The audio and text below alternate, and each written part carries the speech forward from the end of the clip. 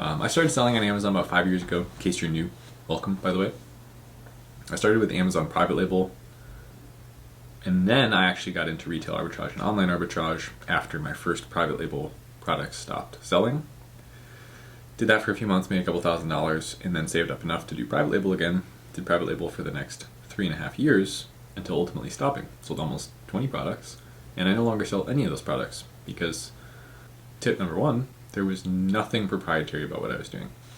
It didn't matter that I was doing it or someone else was doing it. It's just I was filling a position with the same product that everyone else had with a slight differentiation and hoping that for a few months my variation was at least one that was being considered, one of the ones that the customer wanted.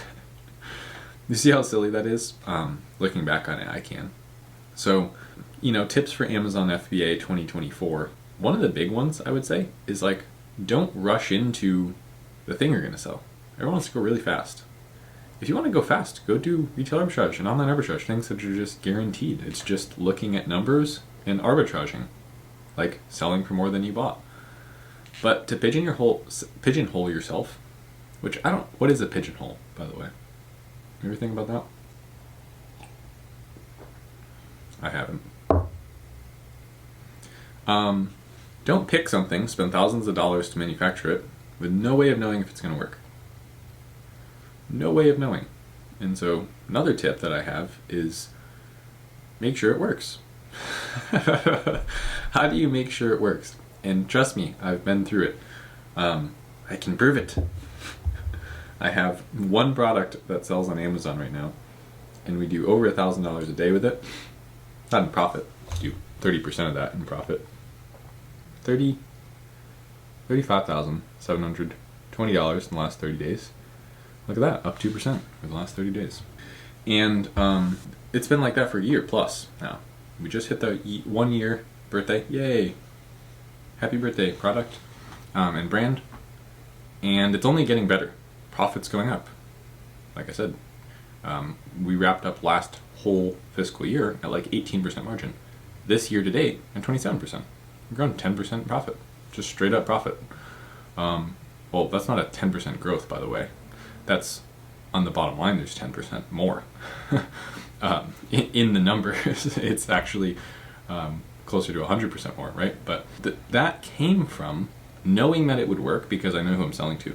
And this is such a simple thing. I just went to social media and I looked at who was in the pictures of the people holding my products. Isn't that kind of simple? Yeah, it sounds like common sense, doesn't it? Yeah, who is it that's buying it? What is their fashion style? What is their age group? Who are they? What do they do for fun? And if I know who I'm selling to, can't I craft a better sales pitch? If I'm trying to sell something to my grandmother, might do it in a different way than I would sell to my best friend, right? Cater your pitch to the audience. And that's the same thing with selling on Amazon. And I realized that. It took me too long to realize it. Embarrassingly long. The first 3 years I was just getting my ass kicked. I'd have wins. Trust me, I documented the whole thing. I have videos from before I ever even sold anything on Amazon saying that I was going to build a successful Amazon brand. Hey, here we are. We did it. Yay. But I just never stopped trying. I just showed up every day. But, I guess that's a tip too. You gotta show up every day. So, listen, I know where you're at, right? You don't have a product to sell right now. If you do have a product to sell right now, it's not performing the way you want it to. Simple as that. So you're basically at the same place no matter what. You want to sell something successfully. You want to have something you can rely on. You want to be able to maybe quit your job or free up more time for yourself. I like the game of business, but not in the way that some people do, where it is all they think about. For me, business is a way to facilitate my true passion, which is more so being connected to nature. An avid fly fisherman, and I also really like content creation, more so regarding my passion, fly fishing. So I have that YouTube channel called Savage and Smith where I do that. I have this YouTube channel where I document my journey with this brand, and it's all just for fun, right? So to get to that point, if that connects to you, it doesn't have to be hard. You just have to do the right things. There's so much fake bullcrap out there. There's a reason that I'm not hyped up and yelling at you to buy something. I don't care what you do. Just let you know what's working for me. And do you want to click off? Go ahead, right? You want to hang out? Welcome. Super happy to have you here. But taking that approach with Amazon and just being like, most of what I'm learning, what actually works? Like, I know that selling products works. It's like one of the oldest businesses. I have this thing. You want to sell it? Or do you want to buy it? I mean, it's a physical thing. I make mugs. Do you want to buy them? As far as tips go, we'll pull it back to the title. The name of the game for me is just like, can I make them want mine more immediately? Okay, how do you do that? Well, you change the way it looks. Don't we like buying things that look a certain way? If it looks generic, I immediately perceive it as being less valuable, right? A lot of generic looking things on Amazon.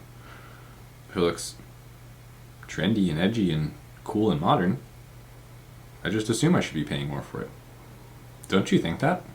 When packaging's better, don't you pay for more for it in the store? No, I'm talking about the store. Here's a good example, beef jerky. Why is this a good example? I don't know, but I was walking through checkout. I didn't buy it, I was just looking. You know, they have the little like last aisle near self-checkout. Beef jerky, right? One of them is like this bison grass-fed. It's like $12, $13. This is a little bag. What the hell? It's almost sold out. Bag left. And then there's like $3, $4. Kind of generic ones. Right? They don't look as nice. Even the package is admitting defeat. They just don't look as nice. Why are we buying this one? 4 times better? Probably not. But we've added value to it in our mind. We saw a higher price, we saw better packaging, and then there's a narrative there. Picture of bison out in a field, right? Of course that's not what's happening. It's not like this beautiful landscape was killed by this hunter, and like, no, of course not. It's probably still from, maybe a better farm. It's from a farm with high output, surely.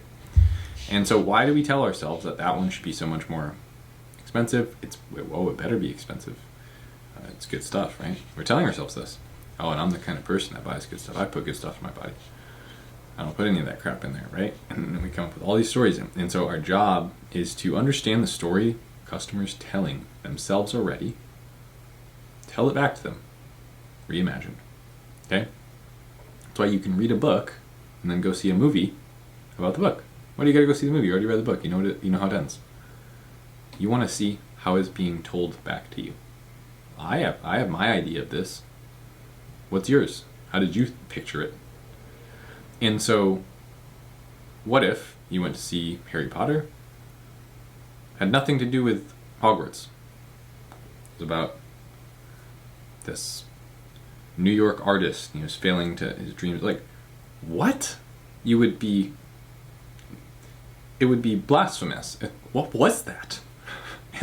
Now that's an extreme example, but it's the same thing some sellers do to customers. It's just like, why are you showing me the dimensions of the mug on your listing? I don't care. When was the last time you ever brought a tape measure to go get a mug? Right? You're checked out and, oh, that one's not 3.5 inches. I don't care about that. So just tell me the story that I already have in my mind. I'm probably only using it for coffee or tea. Not that hard of a story to think of, right? And then the more I can get my creative, the things that customers see, to line up with the story that's in their head, and we tell it through the imagery, they connect to it, and they start, the value of our product starts to increase. They're perceiving it as being higher value. Then, if we can make elements of the product that are new and innovative and not currently in the market, that they have to come to us to buy, we create kind of a new category for ourselves, kind of an uncontested market space. We're solving the same problem, but we're doing it in a new way. And now you've got something that's going to last. It's truly valuable. So it's different in all ways. The story is different. They relate to the story more. They understand it more. They feel understood more. Most importantly is the wording we should be using there. And then they're already like, they're rooting for you, right? And so now they want to see that the product itself solves their problems. And so when they see that it not only does it solve their problems, it solves their way in a new way that they can believe in again. I'll give you this example. How many self-help videos have you watched? Well, you see a new one, new thumbnail, new guy, new sentence, new title. Maybe that one will work. Maybe that one will really kickstart my life. Isn't that funny? Right? It's like, well, it's all, a lot of this stuff's the same packaging. Right?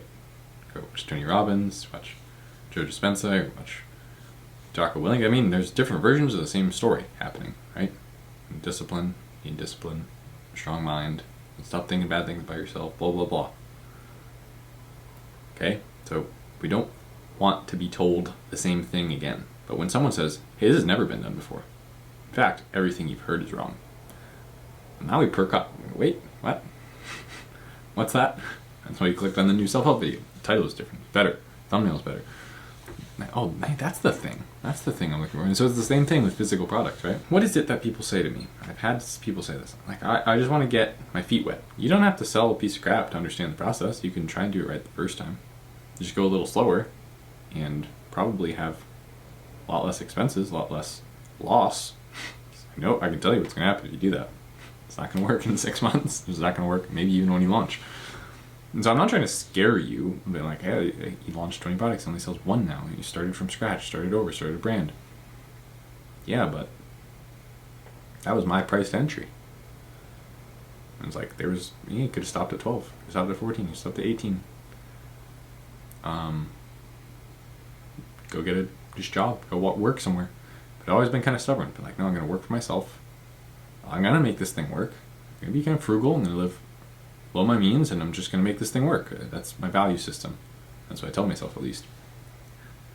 And then finally, it worked. But it took a big shift in perspective. I had to stop with the I deserve it mentality. Like, if I just do it, it'll work. Yeah, well, doing it's better than not doing it. But doing it right is what's actually important. And what's right? And so it's just actually questions. So every step of the way, how do I know I'm right? How do I know I'm right? How do I know that the reason that I'm telling myself I'm right is right? Get curious. Who is this person? How do I guarantee I sell better than anyone else? I want to go in, and I want to have a product that performs so well, knocks my socks off. Clean off, gone, boop. And I know this sounds kind of silly, and I'm a bit of a silly guy, but it's what worked for me. And with that being said, see you later.